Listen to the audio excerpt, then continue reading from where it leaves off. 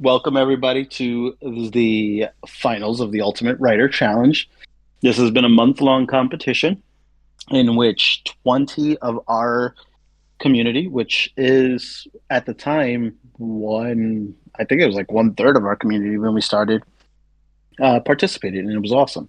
We had 20 different entries, and then from there we had 8, and then from 8 we had 4, and now we were down to 2. Technically we had 5, and then we were down to 2. So it's been a long journey, but here we are, finishing up our first big major quarterly competition. So congratulations to both our finalists, Jody and Serena. You guys have done awesome. This first round is going to be the pitch round.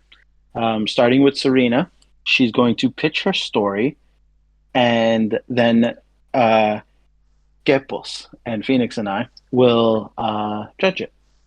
And then we will let Jody go. We do have questions prepared, but we will also probably be developing questions as we go. So, Serena, when you are ready, it is all you. Unmute yourself. So, when I'm ready, as in, like, never? No, like, we need to get this going.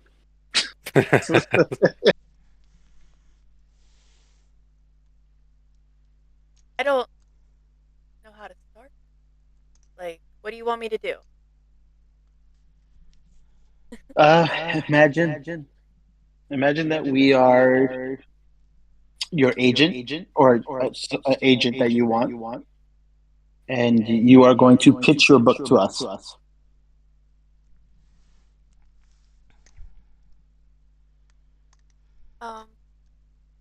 No, I don't want to.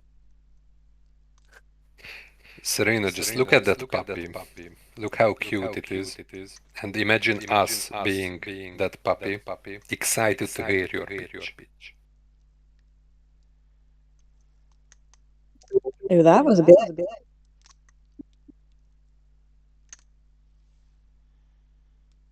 Yeah, he's definitely nicer than me.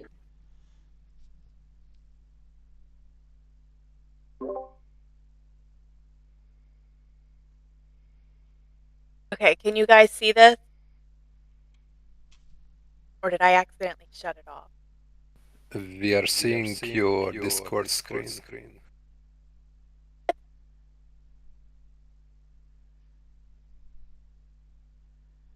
Can't see this? It now looks like the Matrix. Why are you only seeing my Discord? Like, not when I change my... Do you see my desktop? No? I think you are sharing an application, not your screen. If you go to the... No, I can't help you now. But yeah, if you press share your screen, you can choose to share an application or a screen. If you have multiple... Entire screen. Yeah. Now we see your desktop as well. I want to just look at that and vote. That's it. That's my whole pitch. Did I win?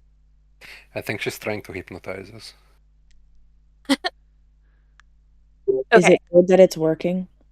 Did it work? Okay, Negative. now can you see this? Yes. Yes. I legitimately don't have any clue what I'm doing. So,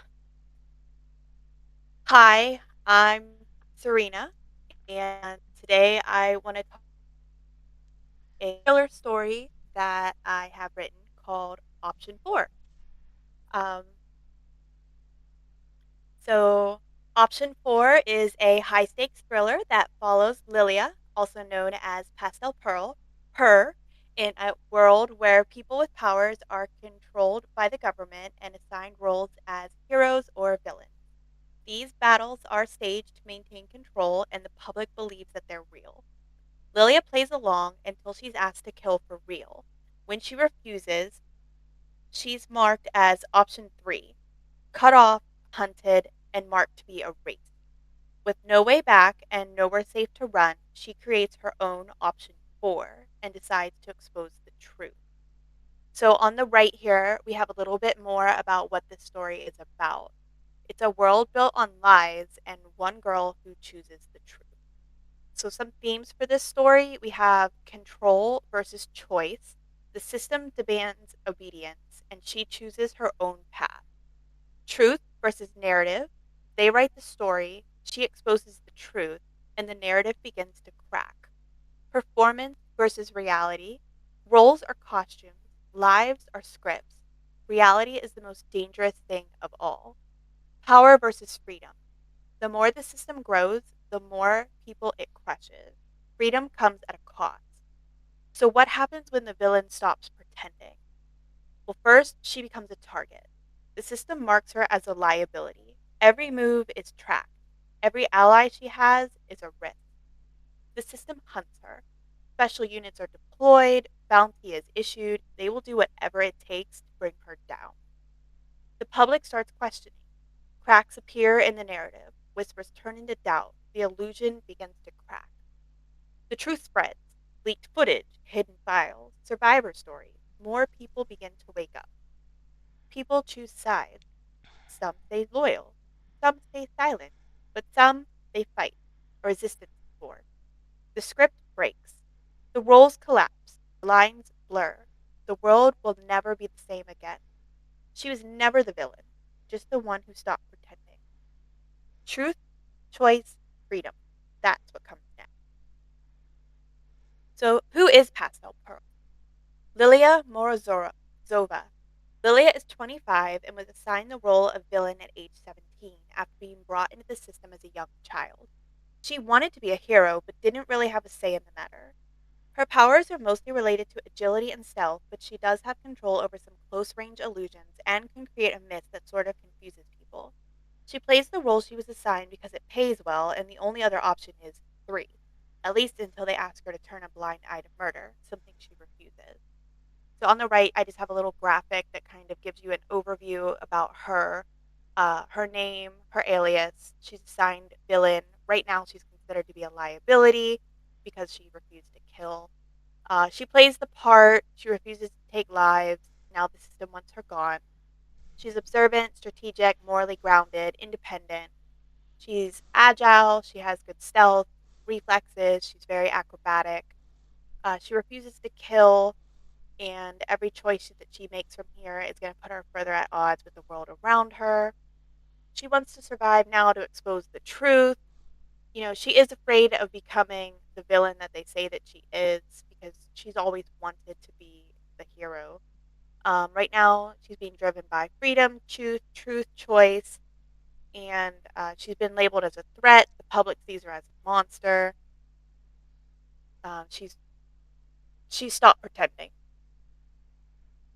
A little more backstory on this world. Heroes and villains follow pre planned, pre scripted fights, but it's all smoke and mirrors. The public, however, believes it to be real. The system, or the government, uses the villains to create fear and the heroes to create safety so they can stay in power. The heroes openly back and support the government, and the public loves the heroes, so it all comes full circle. In exchange, the heroes and villains are well taken care of and live good lives. Heroes are basically celebrities, and some are even worshipped by the most fanatical. The villains, although publicly hated, can take their masks off and live amongst the public unknowingly. Their wants and needs are taken care of, although they are monitored 24/7. Heroes, too, can live personal lives, and they all have a well kept secret identity. Example, Pastel Per versus Lilia. A rule is violated, however, that causes Lilia to defect. No one is supposed to get hurt. So on the right, or on the left, have I been saying it backwards this time? Either way, the graphic here, um, originally there was an event where a small percentage of people developed abilities.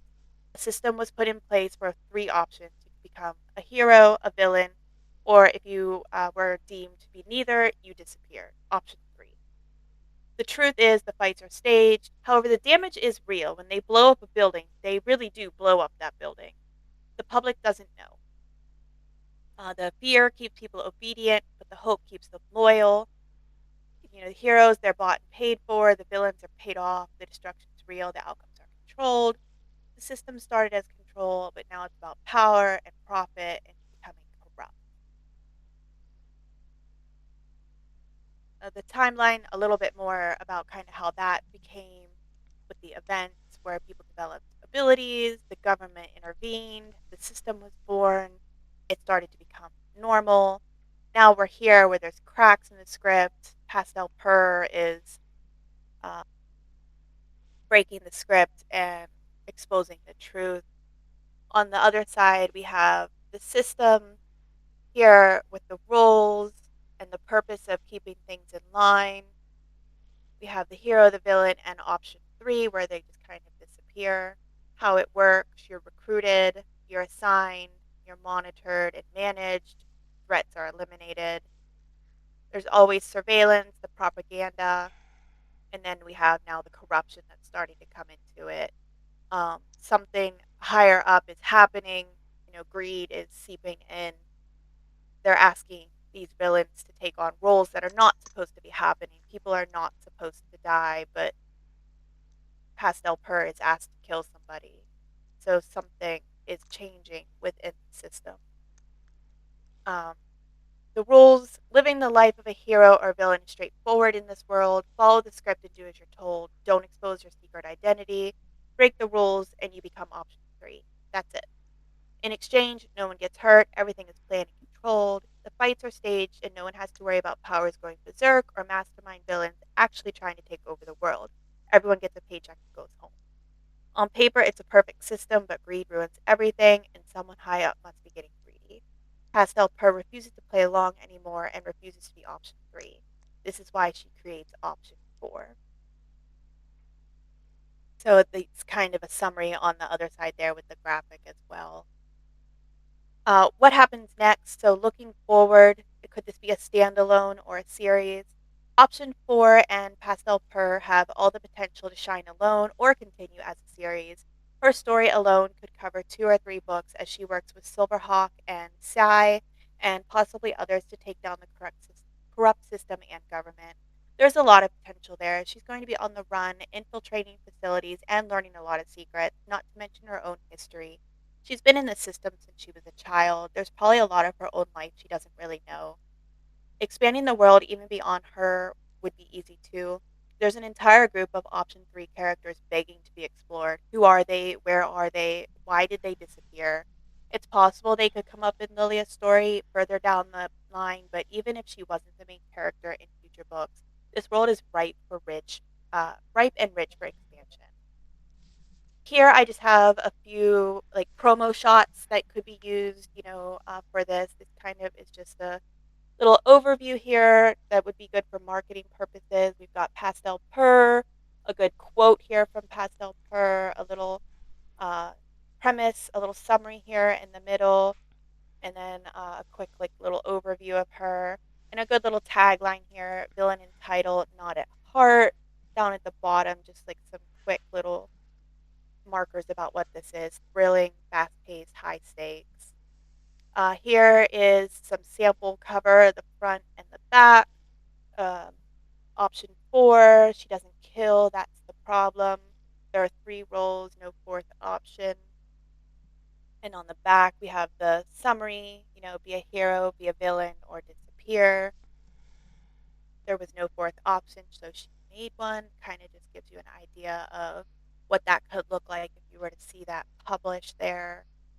Um, this is a little scene that I really liked in the book. It's subtle, in the chapter. I mean, it's subtle, but there's a lot there to give you like an idea of um, some details that could be coming up in the future between Silverhawk and Pastel. Their relationship is going to be very important later down the line.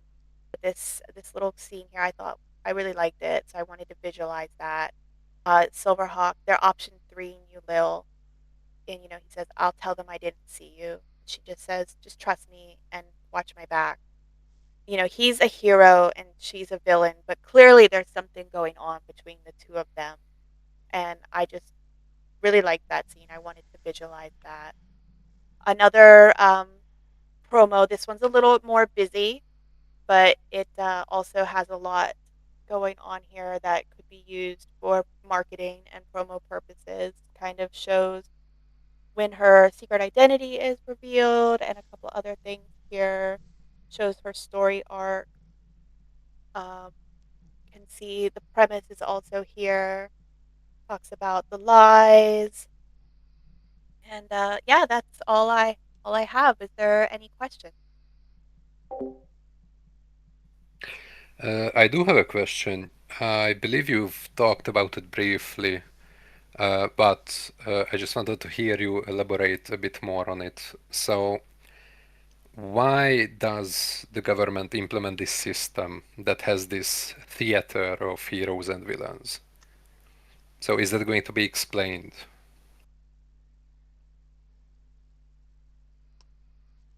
So why did they come up with the system in the first place? Yeah, that's a really good question. So it was very opportunistic, I think. They saw it. It's, I think, opportunistic, and also nobody wants villains running around like destroying the world, right? So it was a way to control it. When everyone kind of developed powers, they kind of wrangled everyone up and they brought them into the system, and they came up with this idea.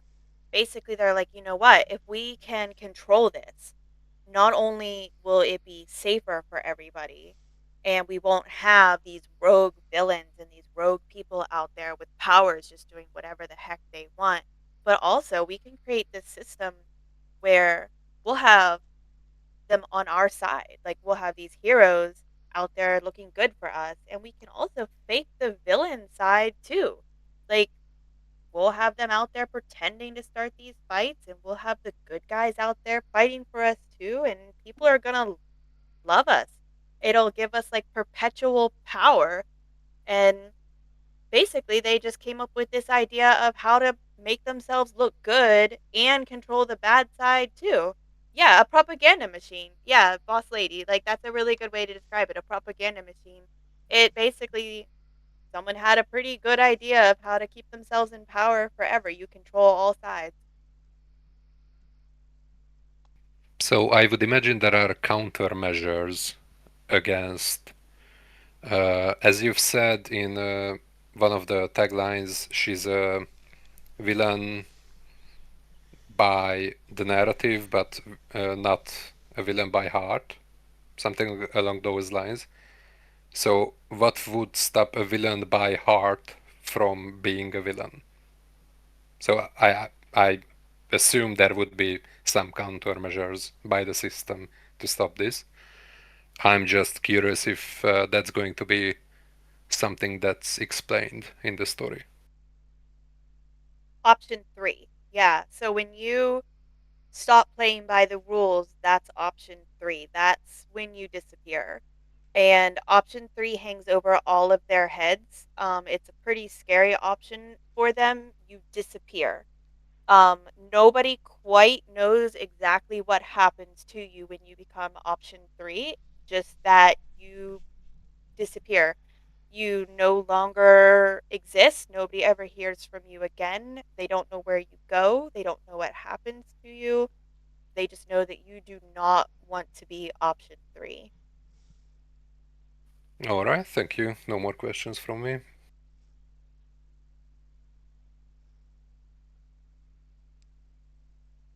Go for it, number one. What would have happened um, if she hadn't chosen to save the, to not do the thing, to not, I can't talk. I told you. Um, if she hadn't chosen what she chose, I'm trying not to give spoilers. Do you mean if she had just let what they wanted to let happen? Yes. Well, I mean, that guy would have died, and I guess the script would have just continued. But I don't think she could have lived with that. I mean, I think it would have eaten her up. I still think ultimately she would have broken script just in a different way.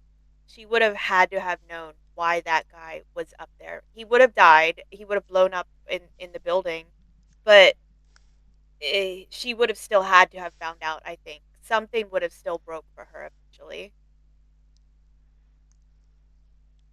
Do you think she would have become a true villain as a result? That's a good question. No, I don't think so. I think that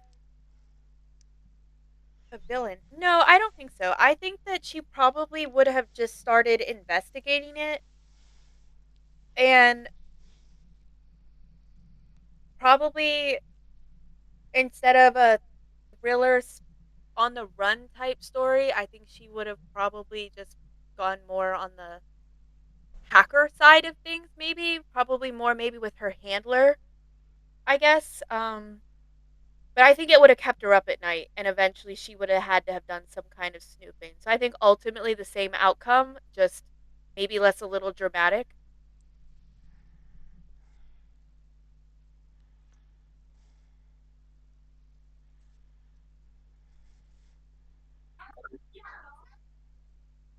That's all from me. Okay, I'm gonna just go quick so that we could get to Jody because we're already 20 minutes in. I have three questions. So, what's the name of the city? I don't think I caught that. What genre is this story supposed to be written in? And approximately how big would this book have been?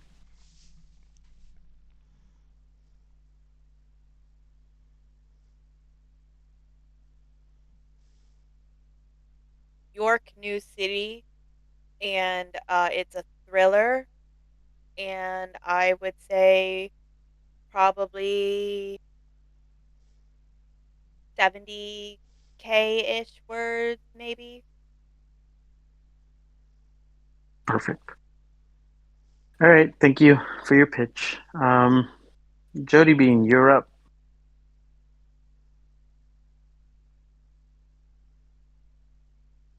Okie dokie. I do not have images, but here goes. My name is Jody, and my genre was trans realism. So my story is written in that. I would like to just give a little explanation of trans realism before I begin, so everybody sort of understands it. Trans realism is when a story is rooted in real life, but the weird, surreal, or fantastical elements represent what's going on inside the character's mind or emotional world. The key ideas are that it starts in reality and the setting feels familiar with real places, problems, and emotions. But then reality bends. Things get surreal, symbolic. Not full fantasy, but like reality glitching. The main character is often a version of the writer, not always literally, but usually very personal. The story pulls from real experiences, thoughts, or struggles. The weird part reflects inner truth. Surreal elements are tied to emotions, identity, memory, or perception. Not just cool to look at, but they say something. To sum it up, transrealism is realistic fiction filtered through a distorted lens where emotional truth matters more than literal reality. With that being said, I would like to pitch you a story called Soon, Sweet Pea. Queen City is kind. Queen City is safe. Queen City is lying. Corporate-sponsored heroes enforce morality as protection, where virtue is monetized, and those who do not fit into the binary are disappeared and forgotten. An anonymous graffiti artist known as Orca becomes the most dangerous villain alive, not by fighting, but by revealing. Her murals expose the truth beneath the illusion, and once seen, it can't be unseen. As reality begins to fracture and the public starts to wake, the heroes must silence Orca before the virtue system collapses under the weight of truth. If that happens, the carefully curated reality of Queen City implodes, destroying everything and everyone. But Orca asks, if the truth destroys you, were you ever meant to survive it? This novel is looking to be about 80 to 90K and would be a single release volume. And I open you up to questions.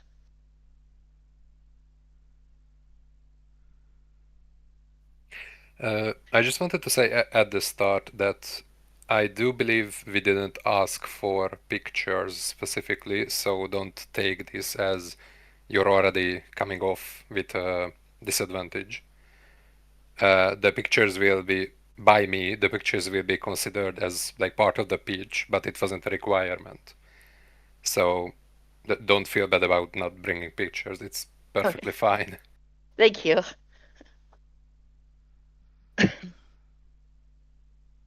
I am thinking of questions in the meantime. It's just transrealism is a genre that I'm not really familiar with, so it's a bit harder to gauge what's important and what's not to ask. Mhm. I got some questions, so I could jump in while you guys are thinking. Sure. So I appreciate you giving us an idea of the scope of the book and if it would be a series or a standalone. The thing that I would ask is paint a picture of what Queen City looks like. Are we talking Matrix, 2000s New York City, or are we talking um, Michael Keaton's Batman from the early 90s, late 80s, Gotham City? Like, paint a picture of Queen City for me. Okay. I'm not thinking futuristic. This is actually more based in, it could happen now. Um, Although the technology would be a bit futuristic inside of it. I was basing it out of actually Toronto.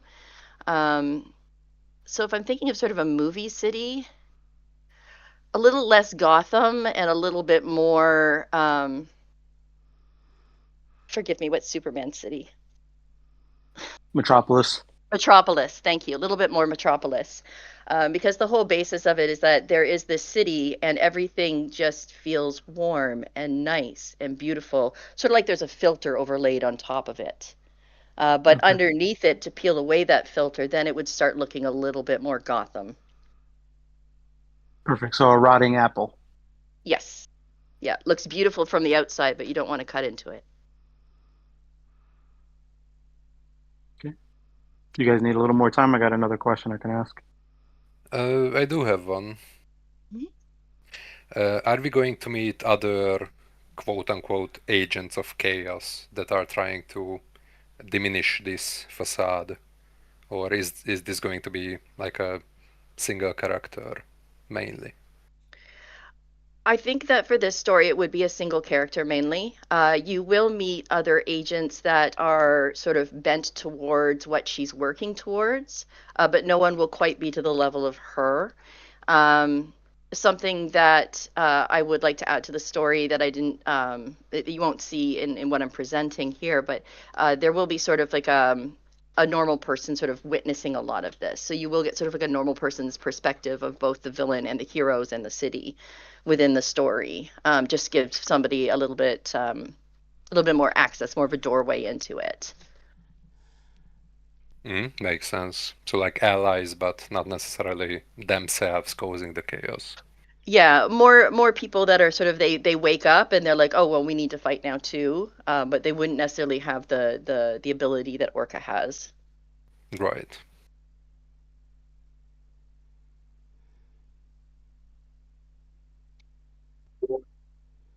What part of this round, this piece, challenged you the most as a writer? Um, that's actually a really good question. Transrealism, when I came into this for the contest, was not something I was very familiar with. But the more that I researched it, I actually found that it fit a lot of the things I do enjoy. Um, so one of the hardest things for me for writing for this for the contest was sort of inserting myself into this without making it obvious that there are pieces of me in the story. Um, it I came up with the concept and then I sort of switched it around to sort of make it a lot more personal. And doing things that are so personal can be hard for me as a writer, which is actually part of the story. Is it's about a lady who finds her voice through art, and it's a voice that had been silenced for a very long time, and that's even reflected in this. Nice. And if you had more time, if you wanted to expand it, where would it go? I may have missed that part in your pitch due to children, but where would No problem. I understand the children thing. I actually have been considering expanding this. It would definitely be a sort of start to finish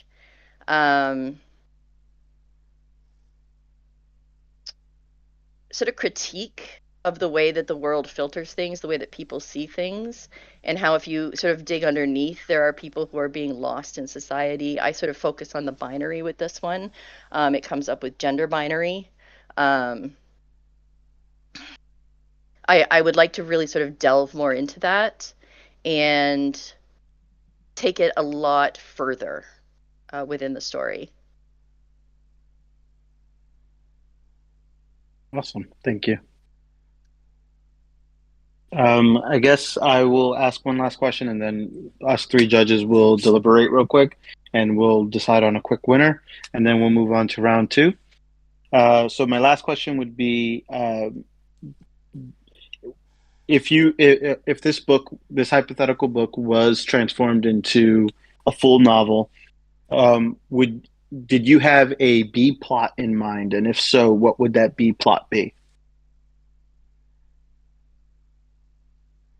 I do have a B plot in mind, actually, because one of the greatest questions in the book is what happened to Orca's daughter.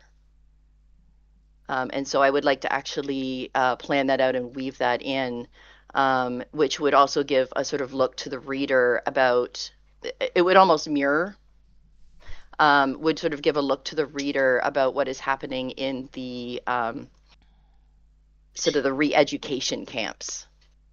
So the main plot would be Orca fighting against the established thing, but the B plot would also be what had happened to her daughter. Perfect. Thank you.